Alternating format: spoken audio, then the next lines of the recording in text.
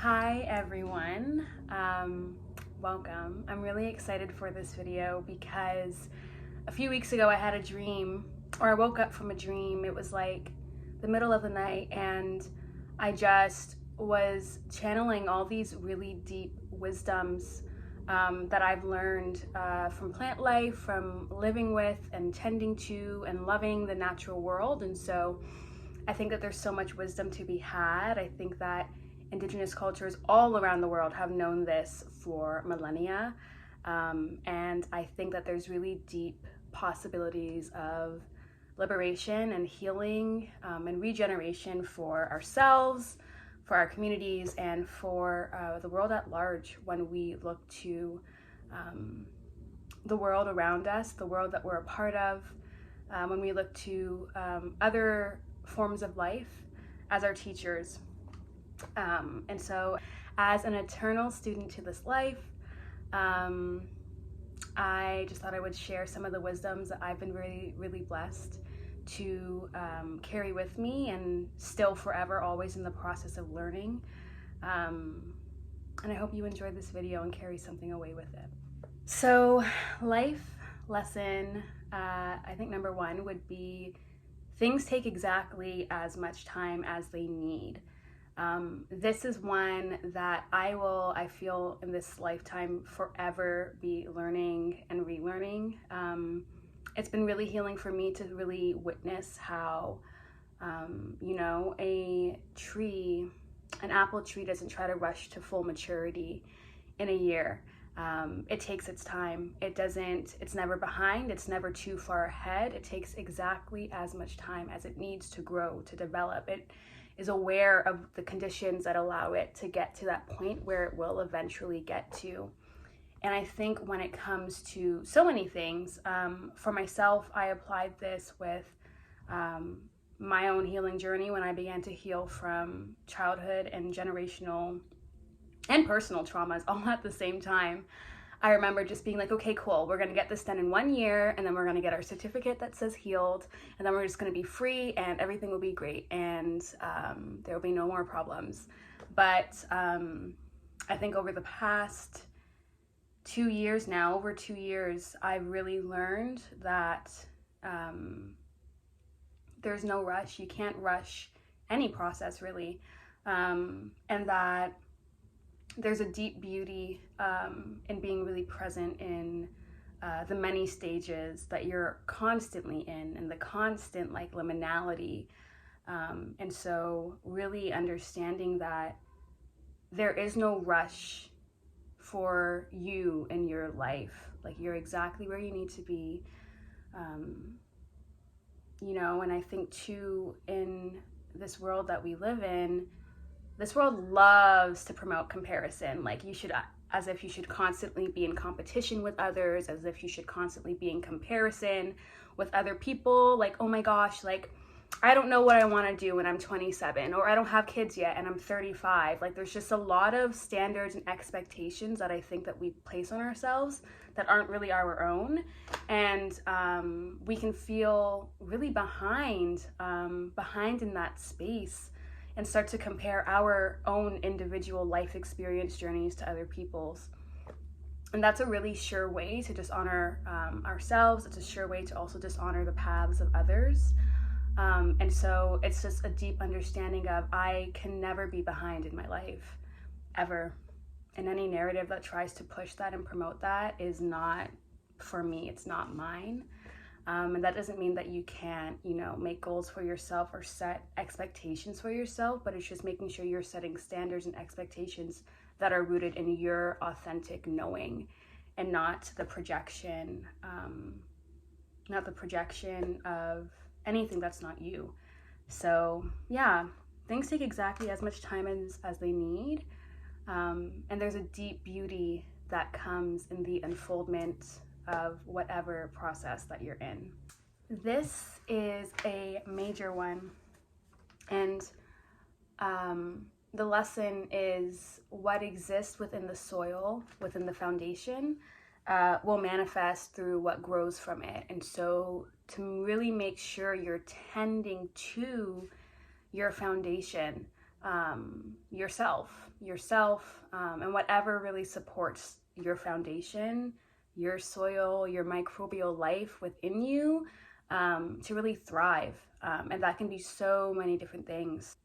This, for me, it really shows through with beliefs, the beliefs that I hold about myself, the beliefs that I hold about other people, the beliefs I hold about the world at large, the narratives that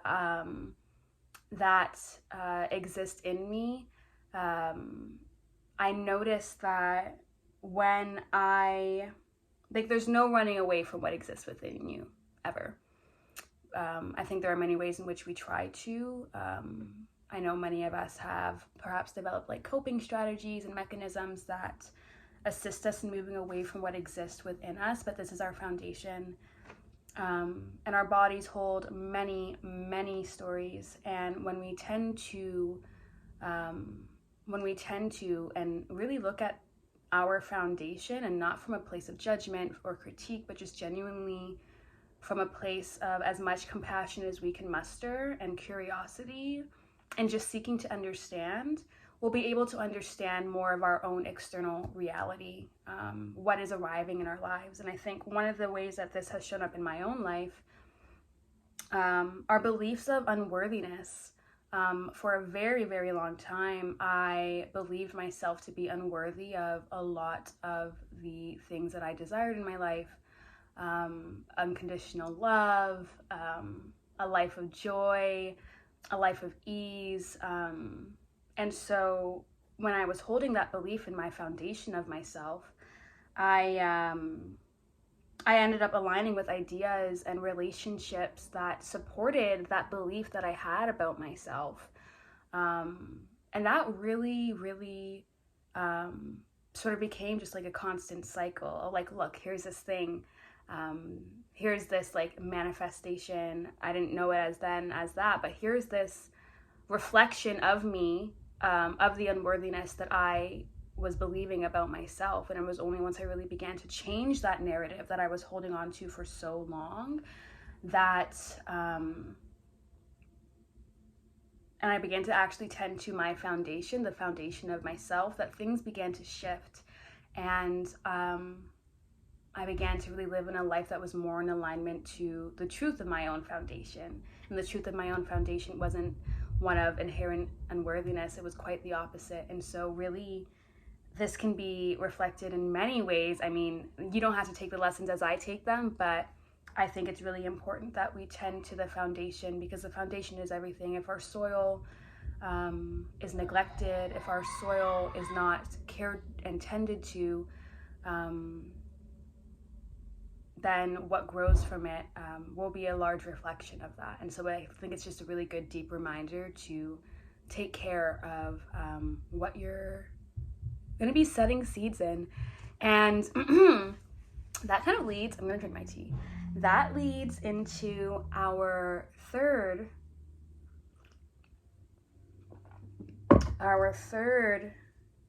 life lesson.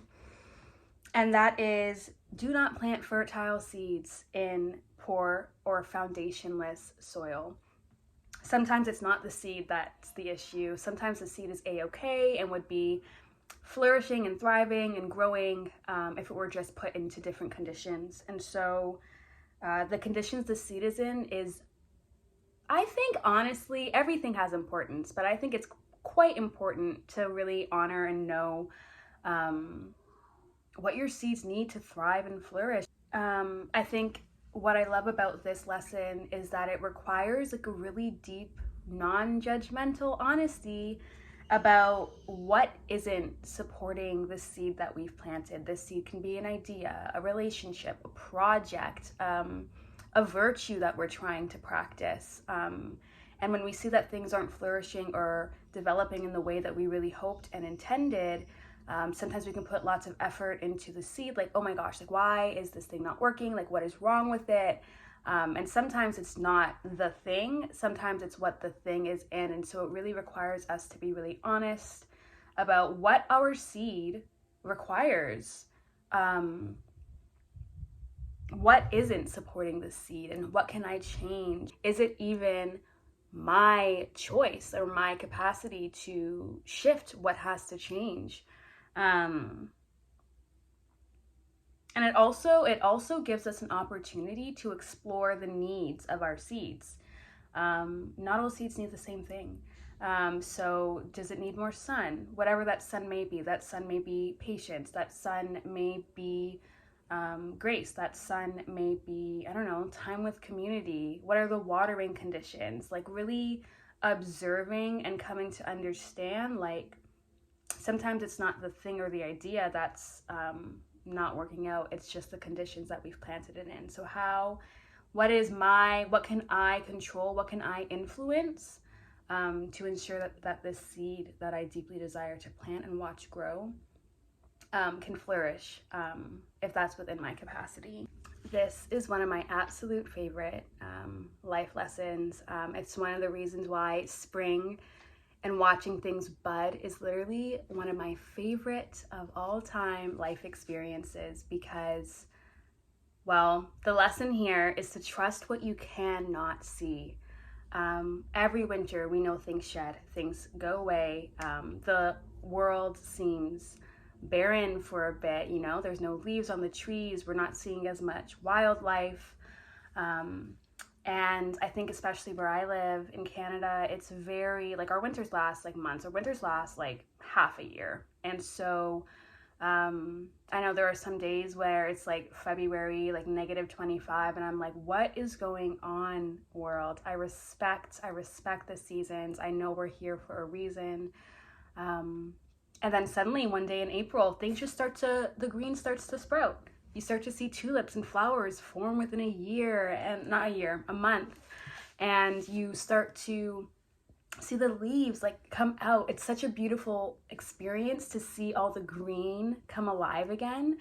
And I think what's really beautiful about this lesson is to trust what you cannot see, is that seeds have to work through the darkness of soil in order to reach the light.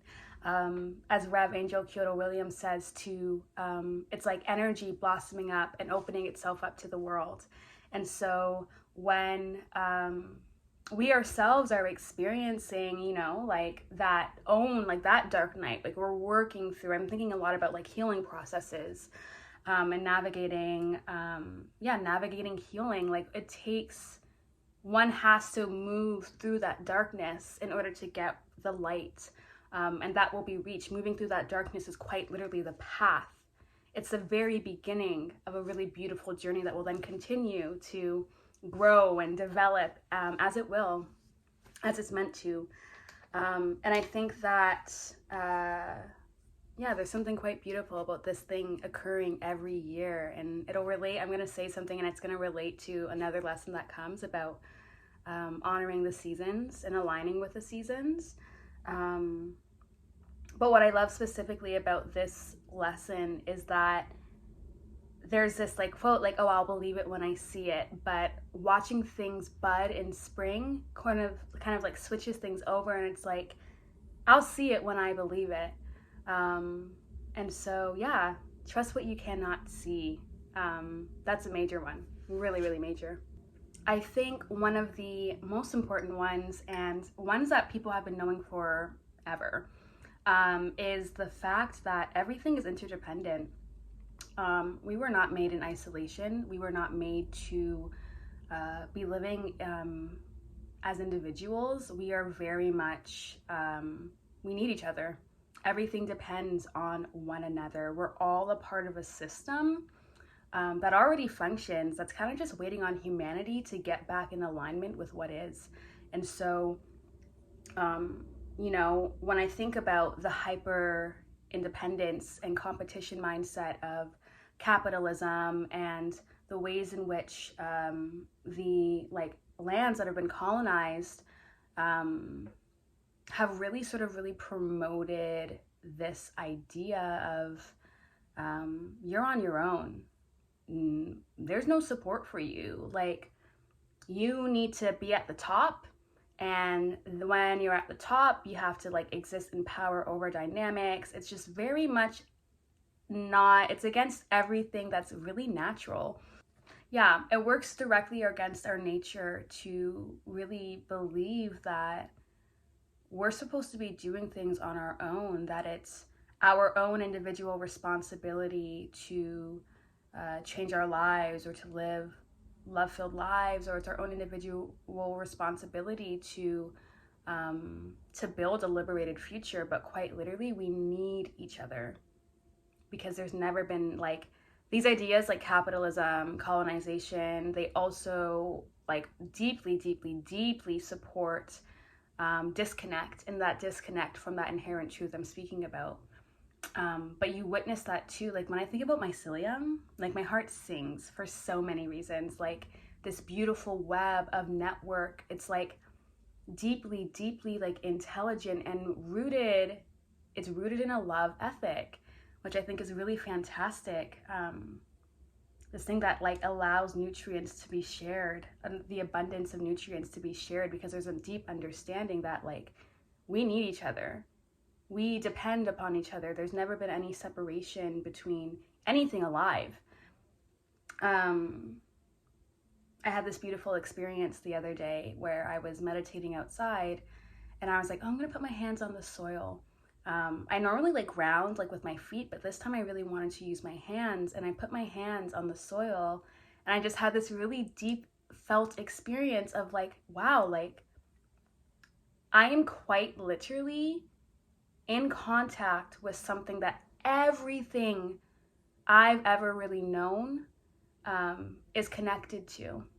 There are billions, trillions of life forms below, above this soil that I'm touching, and I'm connected to them through that space. And I think that's sort of something that that independence, that interdependence is very necessary for how we decide to move forward in this world, and our liberated practices and our liberated visionings, like a deep understanding that every movement needs each other, especially right now, and really honoring the fact that nothing occurs on this world to another that can't and won't and hasn't occurred to you. So yeah, we need each other. We need community. We need community. And we have to insist upon that, like with all of our might, in this current paradigm that we are existing in. And another thing too that I really want to mention is that with that idea of, not even that idea, that truth, that reality of interdependence, it affirms and is a great reminder that, like, again, the individual liberation and healing, and the collective liberation and healing are like intricately connected. And so I think that's the most important thing that I hope that I can offer you in that space. So the next lesson is really rooted in faith and belief. And it's this deep understanding that some seeds take longer to germinate than others. Again, going back to that notion of comparison, without understanding that no two seeds are the same, ever, not even of the same species. Like some plants require, years to reach maturity, while others take they're like, wow, give me 15 days and I'm there. Like it's really a deep understanding that it's important to really honor your own process and path that you're on, and try not to make time, and the time that things take exactly as much time as they need, as a enemy, but rather as an ally. I think that, I know for me, because I love instant gratification sometimes. Like I'm like, wow, love that for me, like so deeply.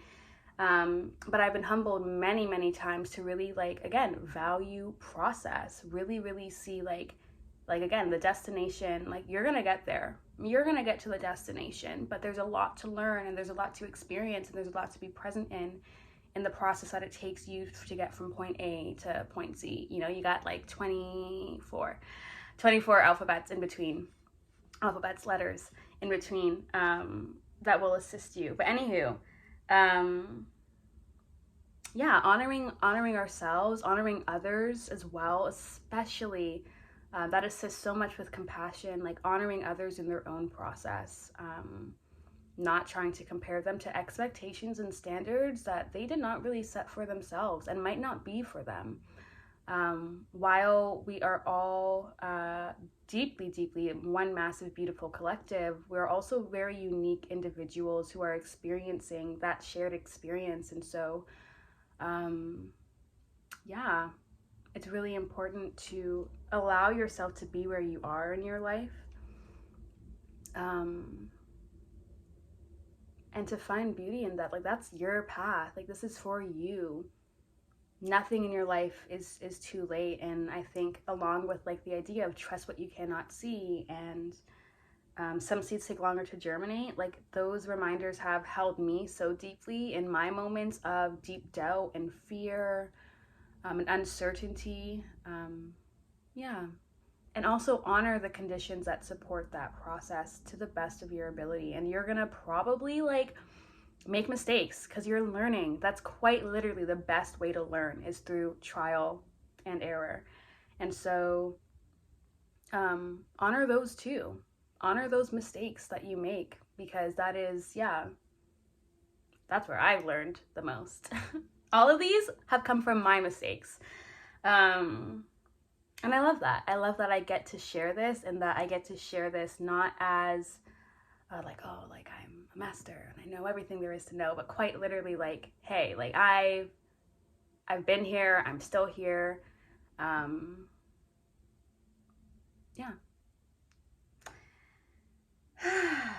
Some seeds take longer to germinate than others. Another one is to replicate nature. So I mentioned this in my seed starting video, that one of the easiest ways just to ensure that your plants can do, like, you know, like survive, is observe nature, or observe the plants and replicate nature. So replicate the conditions that your plant is used to. And so replicating nature, we are a part of it. We are quite literally, like I said, we've never been separated from this thing, you know, this beautiful, like living, breathing reflection of like beautiful, glorious creation. Like, we've never been separated from this. And so one of the most beautiful things I've experienced over the past few years is honoring my seasons by aligning with the seasons that exist in the natural world. And so one of the ways that we're able to greater honor our nature that we love so deeply outside of us is by being. Being is how we replicate nature. Whatever that being looks like, that's really how we step into, I think, how, I don't know, one second. Being is how we honor our nature.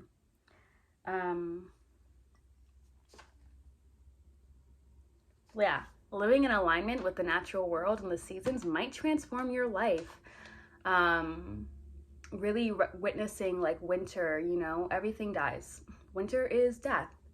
And it's death that leads to rebirth and renewal in the spring. But there's a process that one must go through in order to receive the fruits of spring, right? And so the shedding, the resting, the creation that we cannot see, the healing, the darkness. Like this winter, interestingly enough, it used to be my least favorite season, but it's honestly become one of my own personal favorite experiences because of the fact that I know when all the leaves have fallen and I've shedded in the fall, and I've really taken stock and harvested in the fall, that winter is coming for me to sit down, to rest, to reflect, to really decide, like, what am I not going to be moving forward? What's not going to be moving forward with me in my life, in my practices come spring? What am I making space for new growth, really? And then come spring, okay, like now things are budding, things are growing. It's time for action. It's time to yeah, it's time to just like really witness what is coming from the time that I took to rest and to release in fall and winter, and then really, really live in that fullness come spring and summer, and then go back again. So really aligning with that personally, emotionally, spiritually, whatever it is, holds deep value. It's really transformed my life, and I think that that's something that can assist you, perhaps, if you're really interested in aligning with nature, and that's just one aspect in one way that's possible. But yeah, honor your seasons, really and truly. And that ties directly to a lot of the lessons that we've learned before. Again, everything is connected. There is no separation. And so, yeah, things take exactly as much time as they need. Your process is your process. Your fall is not going to look like the fall of somebody else. And that's okay, because it's yours. The final one I have for you today is that there is deep wisdom to be had in observation and non-judgment and non-comparison. I think when we look at our own internal ecology, and when we're experiencing the external reflection of somebody else's internal ecology in our interactions with one another, really, I think it's very easy to judge. It's very easy to assume that we know everything there is to know. And that if somebody is doing something, oh, I know that person. I can determine, I can classify, as opposed to really like being as present as one can be in what is arriving in one's life, with yourself and with all that you engage with, and just observing, noticing, oh, that person just said that to me. What is my experience of that thing being said to me? Where am I feeling that in my body? How am I responding to that? How do I want to respond to that? And that can relate to so many things. I mean, you can speak about, I think, especially with emotions, shout out to my feeling wheel. But if you really think about like emotions, that's something that's really helped me begin to identify, acknowledge, and really honor my own emotions. Like, okay, like I'm not going to judge the fact that I'm angry, or I'm not going to judge the fact that I'm feeling hatred, or I'm not going to judge the fact that I'm feeling some shame. I'm really going to observe what has activated this emotion within me. I'm going to really listen to my own internal dialogue of what is occurring within me or outside of me. And I'm going to move from that space of awareness. Moving from a space of awareness is the most phenomenal, like powerful experience that I think we can have. Because to move through this world unaware is really to move through this world dead.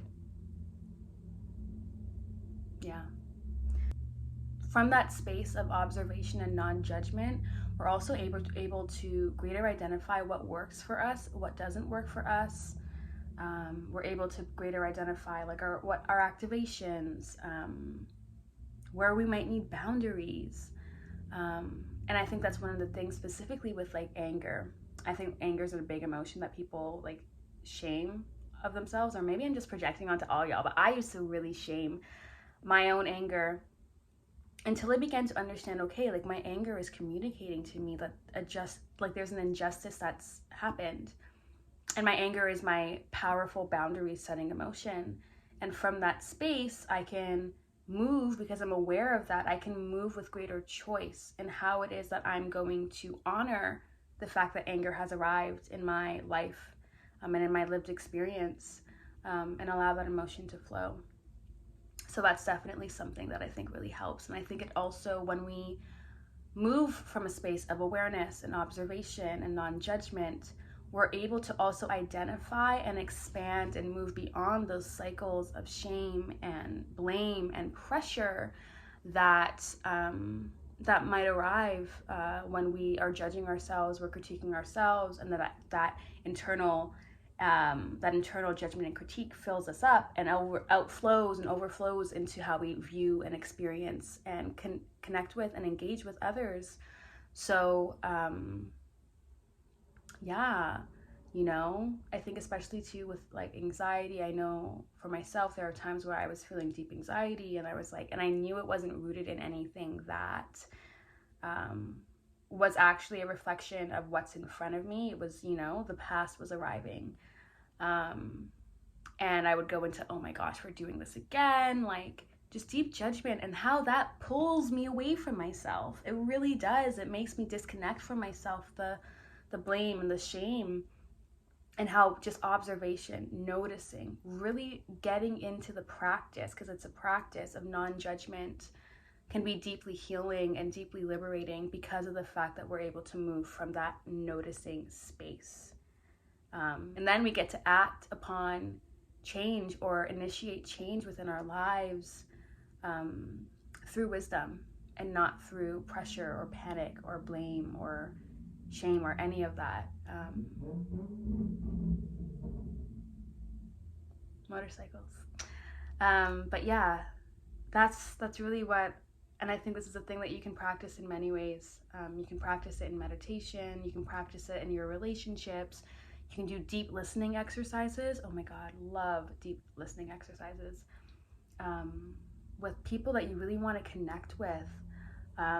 That allows you to practice, you know, like tell me a story, share something with me that you're comfortable with, that you're, you know, might be vulnerable for you or might not, and I'm really just going to sit, I'm going to listen to you as deeply as I can in observation and non-judgment, and I'm going to listen to myself in that process of listening to you. What's arriving in my body when I'm listening to another human being? What's arriving in my body when I'm witnessing somebody experience pain? What is arriving in my body at all times? Like, our bodies are just massive communication portals. Like, it's fantastic, honestly. So yeah, you're able to, I think, greater receive whatever it is that's being communicated to you and through you, from that space of noticing, from that space of awareness, and from observation and non-judgment. So that is everything I have for you today. I can go on and on and on, but what I love about these lessons is that they never end. I mean, life is the greatest school there is, and all that exists is here as a student and a teacher. And so when we live our lives and we do our best to live our lives with presence and with choice, I think that we're greater able to arrive at the lessons that we need, to move forward in our lives, to move forward towards liberation, or to move forward towards healing, that healing, loving justice that the world is in deep, deep need of. And so I guess from this space, first of all, thank you so much for watching this video.